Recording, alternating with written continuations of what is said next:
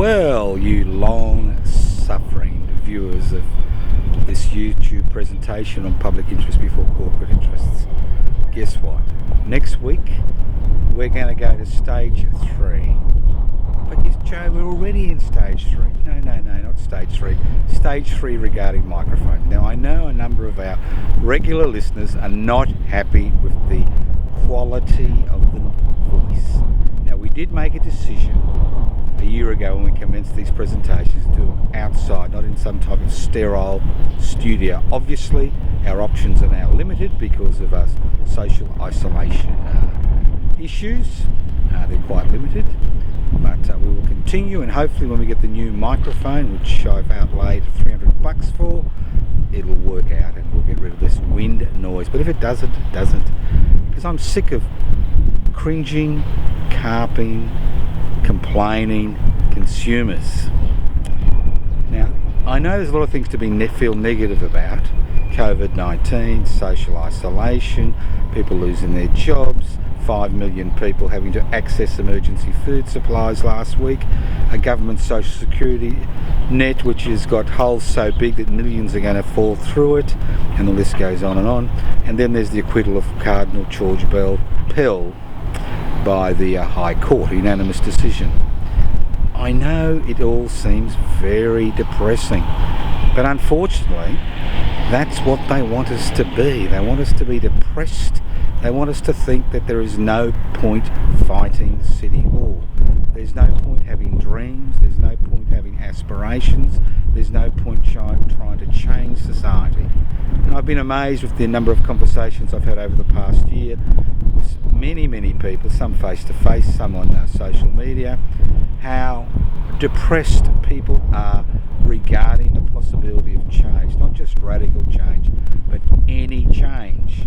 And this is the type of docile population that any government or any corporate sector loves to have. They want complaining, carping consumers. They don't want citizens with rights and responsibilities. And let's remember, at the end of the day, most of us are citizens in this country, and we do have rights and we do have responsibilities.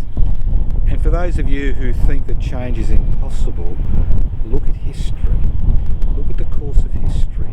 Look what things were like 2,000 years ago, 100 years ago, 50 years ago, 10 years ago. Think of all the social innovations which have occurred in Australia over the past century, many of which I mentioned last week, which make us in a better position to deal with COVID-19. Things like Medicare, things like a pharmaceutical benefits scheme, public hospital, a social security system.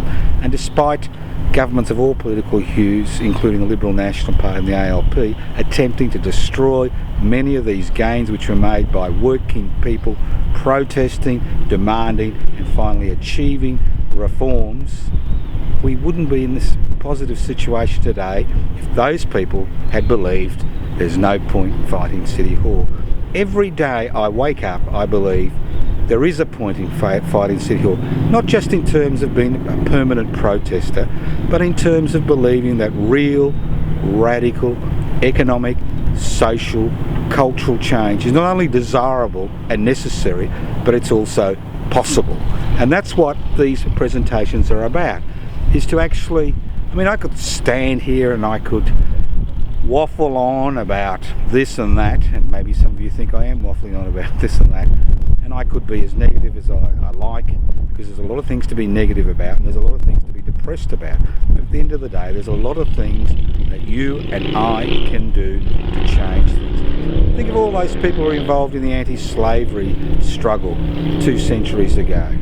Think of those people who are involved in the gay rights movement, the women's movement, the movement for public housing, the movement for fair pay and conditions, for a minimum wage, the movement, and it goes on and on and on. Think of all those people in the past who were in many situations in more difficult situations than we are in today, but who didn't say, there's no point fighting City Hall. I'll give you an example.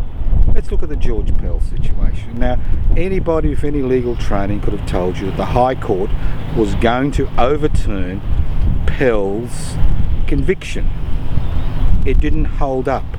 Now, if it was you or me, we wouldn't have the money to go to the High Court, but obviously the Catholic Church had the money to go to the High Court and get Pell off. But the trouble is, Pell as an individual may be off, but the Catholic Church is not off the hook. Let's look at this situation. What did the Catholic Church, under the leadership of Pell and bishops before him in this country, do for decades? For decades, they protected and moved active pedophiles from diocese to diocese to protect the church, to protect the financial institution of the church. They structured their affairs in such a way the church could not be sued. Anybody who made a complaint and asked for compensation was taken through the courts over and over and over again, humiliated, ostracised, pushed aside. There are hundreds of suicides in this country, if not thousands, because not only the Catholic Church's lack of leadership, but because of the lack of leadership of many religious institutions in this country.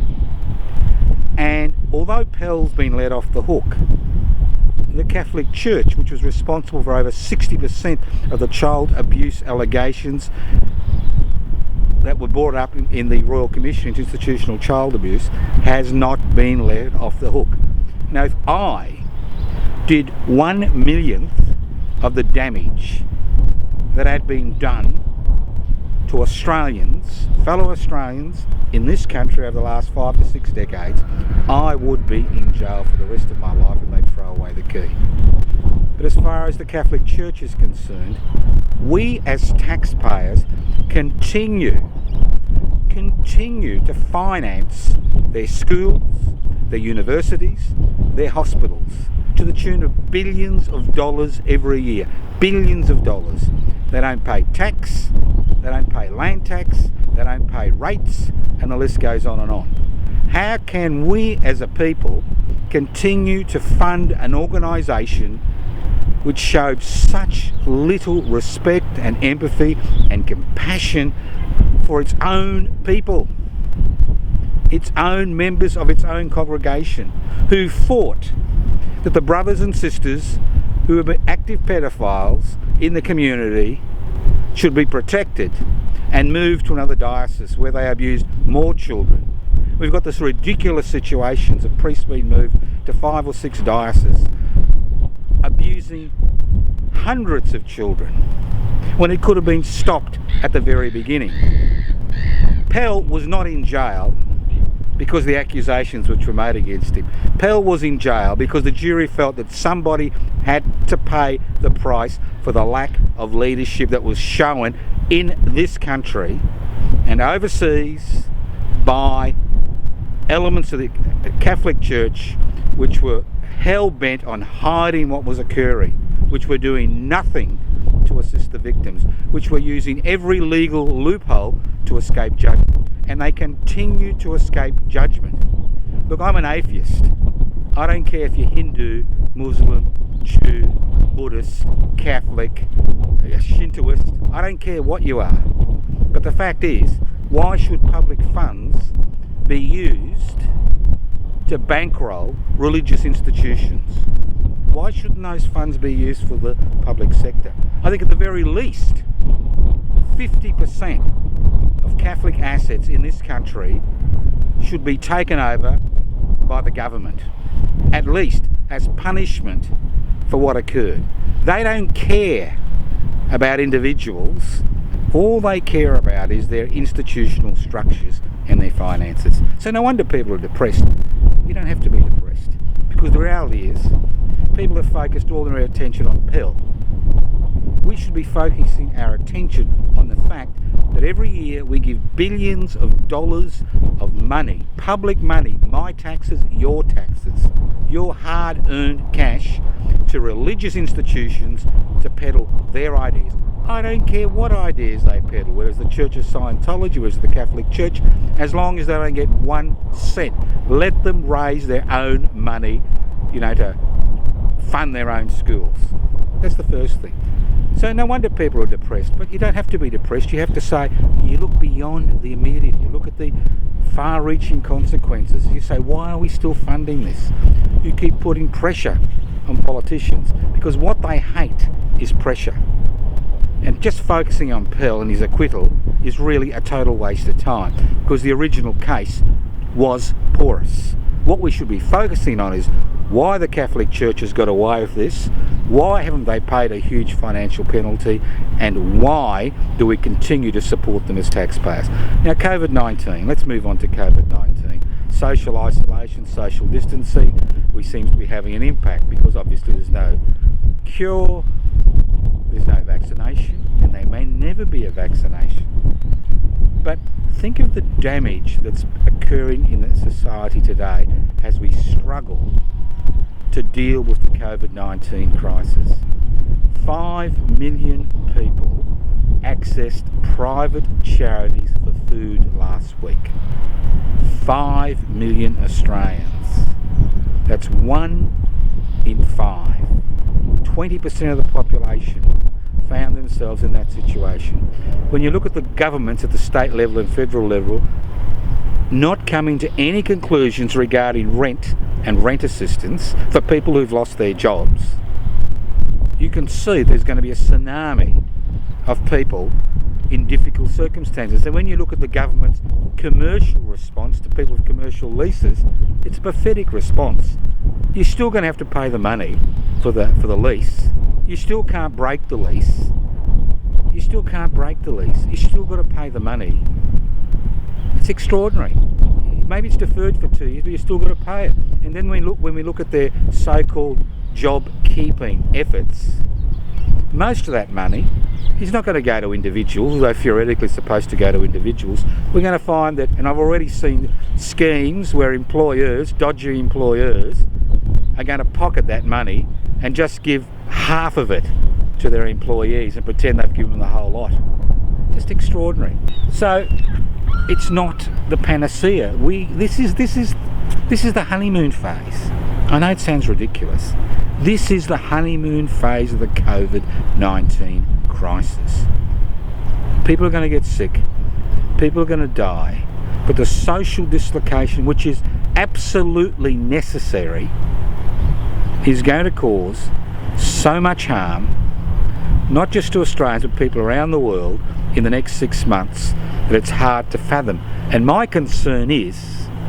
major concern is that people are so depressed by the situation, they're not willing to stand up and fight. They're not willing to look ahead. They're not willing to look at things like a universal panacea, like a universal basic income. They feel so stood on that they're actually not willing to even dream about a different society and a different situation we can find ourselves in.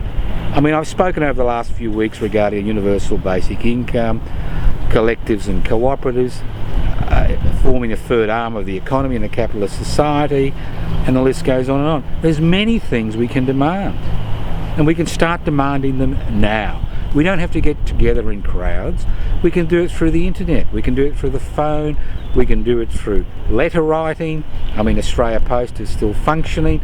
We can do it in many ways. I mean, the seagulls around here, they're still eating. They're still going on with their business. We should be thinking, although we're socially isolated, we should be thinking about what are we going to do when these restrictions can be lifted and we can get back to normal life. Is it going to be business as usual? Are we going to let the corporate sector take over hundreds of thousands of small businesses which are on their knees for, a pittance at the end of this? Are we going to allow landlords and landladies to actually chase renters for money they owe? Are we going to allow people to be evicted in mass? Are we going to allow small businesses to go bankrupt? Are we just going to shoulder this $1 trillion debt burden? Are we going to let the country spiral into an inflationary spiral? And already prices have gone up for many basic commodities, while many people haven't got the resources to access those basic commodities. That's why 5 million people ask for food from charities, not from government, charities. because everybody still wants their bills paid. I'll give you a funny little story that happened to me a day ago. I thought somebody set me up. People like to set me up, all right? I get a call, ring, ring, ring, ring, ring, ring. Yes, hello, hello, hello, hello, hello. Is this Joseph? Just go, yes. Oh, this is, I won't mention the bank. This is a bank calling. Oh, hello. Can we do some identifying features? Yes, yes, yes. Name, address, date of birth. Did it all right. And then she says, and I said, and what do I owe the pleasure of this call to? And she said, now remember, this is during the height of the COVID-19 crisis. She said, you know that account you've got with our bank? And I said, yes. The one we don't use that often. She said, yes. It's $6.30 overdrawn. I said, really? And she said, yes. And I'm still thinking somebody's trying to set me up. And I said, how come it's $6.30 overdrawn? Well, we've been charging $10 every month, accountancy fees. And this month, when we charged the $10, your account came $6.30. I said, are you ringing me in the midst of a COVID-19 crisis about a $6.30 overdraft? You know, and she said, yes. And I said, oh, and what do you want me to do about it? Well, we'd like you to go into the bank in the next week or two and put in $20 to bring your account in order. That is the mentality of the banking sector today. You may have your mortgage payments deferred, but you're still paying interest during that period that mortgage payments are deferred. If you've got a credit card, and I've got a number of credit cards which I hardly ever use, but when I use them I try to pay them off if you can, they are still charging 20.5% interest when the Reserve Bank interest is 0.25%. They are still charging accountancy fees, they are still hassling people, and it gets worse. I got my normal quarterly letter from the Australian Tax Office asking me to pay my quarterly tax instalment. There'd been no variation in it. It's up to me to vary it. There was no variation, and the bills come pouring in. The electricity bill came, the gas bill, not land tax, rates, and it goes on and on and on and on. And that's the reality that people are facing today. So don't let this government propaganda that it's all going to be all right, that the people who you owe rent to, whether you're in a commercial business or you're one of the 40% of Australians who needs to rent, it's not going to be all right. It would have been all right if we had a universal basic income for everybody. It would have been all right if we had an extensive public housing sector which housed people who could not afford to buy in the public realm. It would have been all right if we didn't have these ridiculously high property prices where you're paying $1 million for a 3-bedroom house, 15 to 20 kilometres from the CBD, with a minuscule garden, or $1 million for a 3-bedroom apartment in some high rise in the CBD, which is worth nothing. So it's not going to be all right. And don't think that Mr. Morrison and his government got any answers. They don't. What I find extraordinary, and I'm going to end up on this, but what I find extraordinary today is we have an opposition and a government, and they've got a 1-seat majority in the House of Representatives, okay? Why don't we have, if this crisis is such a huge crisis, and I believe, and I know it is, not believe, but know it is, why don't we have a government of national unity for the next 6 months, where we can use the best minds in both the government and the opposition to raise issues and put forward policies which can address all the problems which we as a community are beginning to face. If you thought you were going to get your COVID-19 allowance, it doesn't start till the 27th of April. If you think you're going to get your job keeping allowance, and it is a bureaucratic nightmare because I've looked at it on your behalf, a bureaucratic nightmare, it's lucky if you'll get it in May. And it's highly likely that your employer is going to pocket most of it. Well, you can either be depressed and negative and think, oh, we'll all be ruined, Hanrahan, we can't change anything. You can be angry and bash your head against a brick wall in your house in your social isolation, or you can be smart. You can be smart. You can start thinking about the future. You can start thinking about the demands you want to make. You can start thinking about the type of society we want in the future. So I encourage you once again, as many of you are now doing, join public interest before corporate interest. This is a public interest before corporate interest YouTube presentation. We are here for two reasons. One, we want to form a federal political party to raise these issues in the political arena. And two, we want to be part of a mass movement which is pushing for change.